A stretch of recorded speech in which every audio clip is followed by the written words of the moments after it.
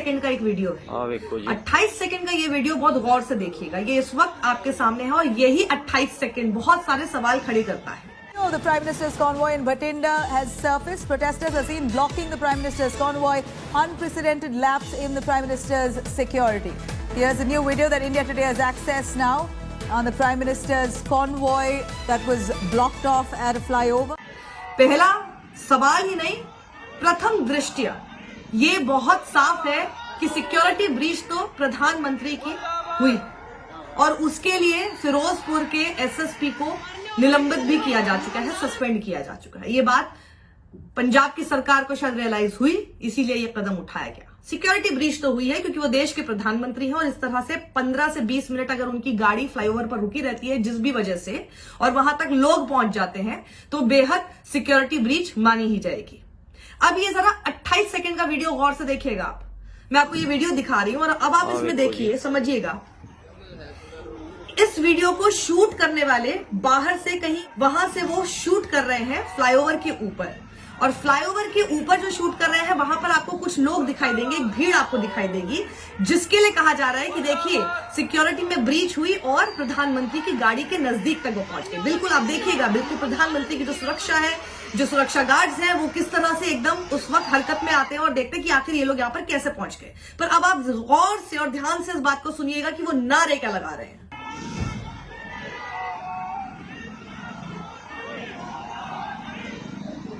दोबारा सुनाती हूं आपको, गौर से सुनिएगा क्योंकि वो लोग नारे लगा रहे हैं जो बहुत दूर से आपको आवाज आ रही है। वो नारे लगा रहे हैं श्री नरेंद्र मोदी जिंदाबाद। 2 बार आपको ये नारा सुनाई देगा, श्री नरेंद्र मोदी जिंदाबाद, और एक शख्स के हाथ में भारतीय जनता पार्टी का झंडा भी मौजूद है। अब सुनिएगा गौर से दोबारा।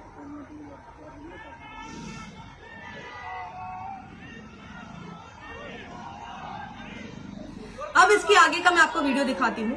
जब कुछ नीचे की तरफ जो लोग हैं वो जब वहां पर फ्लाईओवर के ऊपर मौजूद, जो मैं मान के चल रही हूं कि वो सपोर्टर है नरेंद्र मोदी के, क्योंकि वो नरेंद्र मोदी जिंदाबाद के नारे लगा रहे हैं और हाथ में भारतीय जनता पार्टी का उन्होंने झंडा लिया हुआ है, तो जब वो जिंदाबाद कहते हैं तो नीचे की तरफ से जो कुछ और लोग वहां पर होंगे उनकी तरफ से आवाज आती है मुर्दाबाद। यानी श्री नरेंद्र मोदी जब फ्लाईओवर पर जिंदाबाद कहा जाता है तो नीचे से आवाज आती है उसी वक्त मुर्दाबाद। अब सुनिए, नरेंद्र मोदी देश के प्रधानमंत्री हैं और उनका रूट साफ मिलना चाहिए। उनके रूट तक, उस रास्ते पर और कोई मौजूद नहीं होना चाहिए, उनको क्लियर रूट मिलना चाहिए था। ये बात भी बिल्कुल स्पष्ट और साफ है और इसमें सिर्फ पंजाब पुलिस की ही गलती नहीं है बल्कि इंटेलिजेंस फेलियर है। इसमें देश के गृह मंत्रालय से भी सवाल करना चाहिए, अमित शाह से सवाल करना चाहिए कि आखिर ये कैसे हो गया। पंजाब के मुख्यमंत्री चरणजीत सिंह चन्नी ने अपना रिग्रेट, अपनी निंदा इसके लिए की है और कहा है कि हम अपने देश के प्रधानमंत्री की रिस्पेक्ट करते हैं।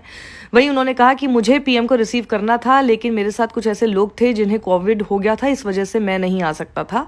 और फिर उन्होंने कहा कि हमने पीएमओ को ये बताया था कि अपना विजिट वो डिसकंटिन्यू करें क्योंकि बहुत ही खराब वेदर कंडीशंस और साथ ही आंदोलन भी हो रहे हैं। हमें कोई इन्फॉर्मेशन नहीं थी कि पीएम नरेंद्र मोदी ने सडन अचानक से अपना रूट चेंज किया। There was no security lapse, हमारी तरफ से कोई सिक्योरिटी लैप्स नहीं हुआ। दूसरी चीज, बीजेपी के ही क्या वो कार्यकर्ता हैं जो वहां तक पहुंच गए फ्लाईओवर तक? वो कौन है और उनकी पहचान होनी चाहिए। वो आखिर वहां तक कैसे पहुंच गए? क्योंकि नरेंद्र मोदी की जो सुरक्षा है उसमें बीजेपी के भी लोग नहीं पहुंच सकते इस तरह से। तो बीजेपी के भी लोग प्रोटेस्ट, अगर जिसको प्रोटेस्टर कहा जा रहा है लेकिन है वो बीजेपी के लोग और हाथ में उनके भारतीय जनता पार्टी का झंडा है, वो भी वहां कैसे पहुंचे? इसका जवाब उसी तरह से पंजाब की सरकार को देना पड़ेगा, उसी तरह से गृह मंत्रालय को भी देना पड़ेगा। ये लोग कैसे पहुंच गए प्रधानमंत्री के इतने करीब, और इसकी जांच होनी बेहद जरूरी है। मुझे सबसे ज्यादा बस इस बात का डर है कि ये बात सिर्फ एक इलेक्शन इशू और उसके अंदर सिंपथी इशू, मेलोड्रामा भी उसमें हो गया क्योंकि देश के प्रधानमंत्री ने इतनी गंभीर बात को व्यंग्यात्मक कर दिया, उसको इलेक्शन मोड में जाके ले गए कि देखिए मैं कैसे बच के आया हूं, उसके लिए सीएम का शुक्रिया। अरे भाई गंभीर इशू है, गंभीर इशू उठाइए ना आप व्यंग क्यों कर रहे हैं, आप तंज क्यों कर रहे हैं, आप पूरा एक दूसरे के ऊपर छीटाकशी जैसा कुछ क्यों हो रहा है? आप देश के प्रधानमंत्री हैं, आपकी गरिमा है उस पद की, और आपका सवाल भी बिल्कुल जायज होना चाहिए कि सिक्योरिटी ब्रीच कैसे हुई और क्यों हुई। इस पूरे मुद्दे पर ये गंभीर सवाल बनते हैं। क्या ये रूट आखिरी समय पर बदला गया? अगर हाँ, तो अचानक रूट क्यों बदला गया और किसके कहने पर बदला गया? साथ ही पंजाब पुलिस को इस बदले हुए रूट के बारे में क्यों नहीं बताया गया, और रैली रद्द करने की सलाह अगर दी गई थी तो अनसुना क्यों किया गया। हमारे देश के इंटेलिजेंस को क्या हो गया है, ये कौन सा इंटेलिजेंस फेलियर है? नहीं, ये सारी बातें कही जा रही हैं, सब बोला जा रहा है कि जी ये इसलिए सब चीजें हो गई, इसलिए किया जा रहा है क्योंकि वहां पर भीड़ नहीं पहुंची, वहां कोई नहीं आया था, खाली कुर्सियां दिखाई दे रही थी वहां पर स्टेज पर। वैसे अमरिंदर सिंह तो पहुंच ही गए थे, वो सब चीजें बाद की बात है अगर होती, लेकिन सिक्योरिटी ब्रीच हुई है शायद, ये तो बात सही है ना। और सिक्योरिटी ब्रीच हुई है इसीलिए तो आपको अपने एसएसपी को सस्पेंड करना पड़ गया।